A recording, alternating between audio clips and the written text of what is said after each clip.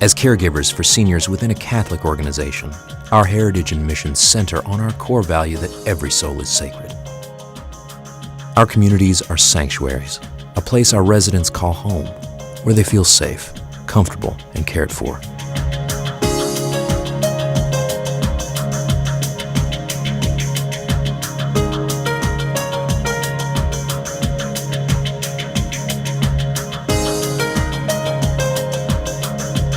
For staff, going to work has meaning beyond a paycheck. It's a place where we can enjoy each other's company, share values, and provide care from the heart. Every day, we come together to serve those in our care, ensuring their safety. Being prepared for emergencies is part of that care. Many of these procedures are familiar and routine responses to these specific emergencies. For example, just about everyone knows that in case your clothing catches fire, you stop, drop, and roll. If there's a tornado in the area, you hear warnings over emergency broadcast systems and head for protective shelter. Many of us are trained in CPR in case someone is unresponsive. We hope that these situations don't happen, but we know how to respond if they ever do. Preparation and an educated response can save lives. Another emergency in which the right actions could save lives is if an active shooter or hostage taker is on the premises. Time after time, the news shows us incidents in which shooters surprised people, wounding and killing them as the shooters moved through buildings. The FBI says the U.S. averages one active shooter incident every 3 weeks. It's more comfortable to think it would never happen where you work, but these events tell us that being prepared is far better than being caught unprepared.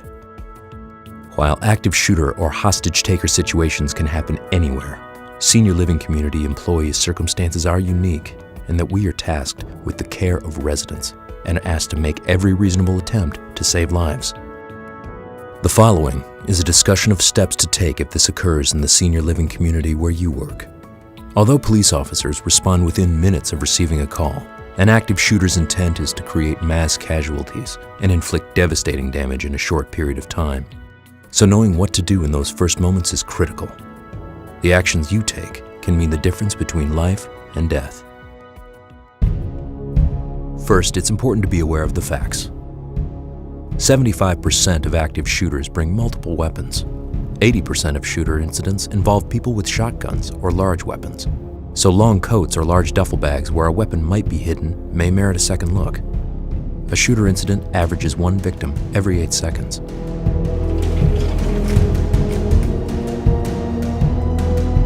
In 85% of incidents, there are clear warning signs. Common motives include anger, revenge, ideology, and untreated mental illness. Hi, Jack. Jack? Alert administration if any individual's agitation or behavior makes you suspect that there may be trouble. Hello, I just want to report Jack Smith came in and he is looking very odd. Make sure you understand and follow the reporting procedures of your specific community. If you're concerned, speak up. Always treat threats as real, even those seemingly made in jest. Most shooters are looking for a particular person, an employee, a family member, or even a loved one whose suffering they intend to end. However, there is no pattern or method to their selection of victims. Often, their goal is mass casualties. If there is a shooter in the vicinity, here are the 3 actions to take in order of priority. They are run, hide, and fight. The first priority is to run to safety. If you can run and leave the building, do so, shutting doors behind you. Develop the habit of locating potential escape routes. Then, in case of an incident, you can flee the building and possibly bring others with you. Our procedure is that employees shall make every attempt to save lives. We do not ask you to put your life at risk, but to assist others as you are able. It is important to note that running first and calling 911 may save more lives than staying behind with 1 or 2 residents. The goal of this presentation is to give you the knowledge to do the best you can. When you run, get as far away from the building as possible. When you and those with you are safe, call 911. 911, what's the nature of your emergency? If you are unable to run, the next best course of action is to hide.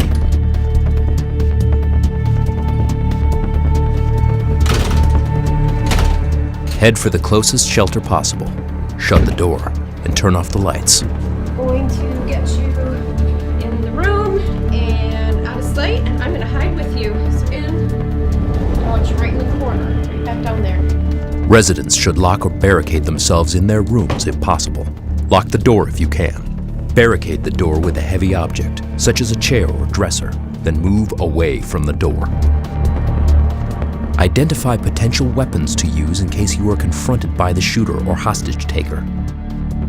Options include walkers, canes, a fire extinguisher, garbage can, computer keyboard, or other office equipment.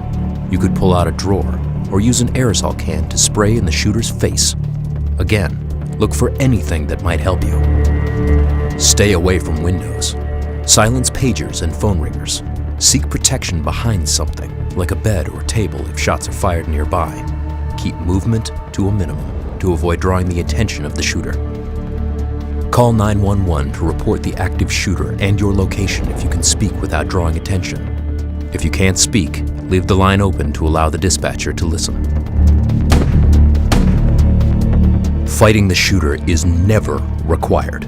It is the last response step and should not be taken unless absolutely necessary. This is a job for law enforcement only.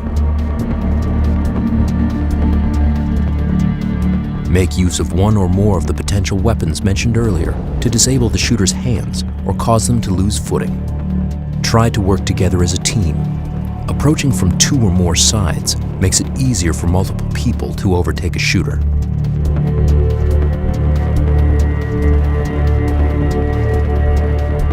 Focus on disabling the shooter's hands rather than any other areas of the body.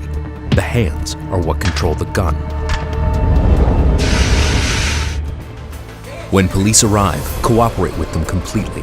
Their first job is to apprehend the shooter. They also may not have all of the information and may not be sure if there are multiple shooters. Put your hands where they can see them and follow their instructions. Remember that the officer's #1 job is to find and neutralize the shooter. Tending to any injured people must come after. Once the law enforcement officers indicate that it is safe to come out, you can do so. Understand that this process could take a while. In some cases, a shooter could take hostages. If you are held hostage, try to remain calm. Don't speak to the hostage taker unless they speak to you. Do not attempt to escape or to save others. When police arrive, get down on the ground to avoid being hit by gunfire. Once again, this video has been created to prepare you in case of an active shooter or hostage taker situation at work. It is our deepest hope that you will never need to use this information. Again, please refer to your community-specific procedure. As difficult as this situation is to contemplate, our goal with this training is to save as many lives as possible, including yours. We stand with you, and thank you for doing your part in making our community a sacred place in which to work and live.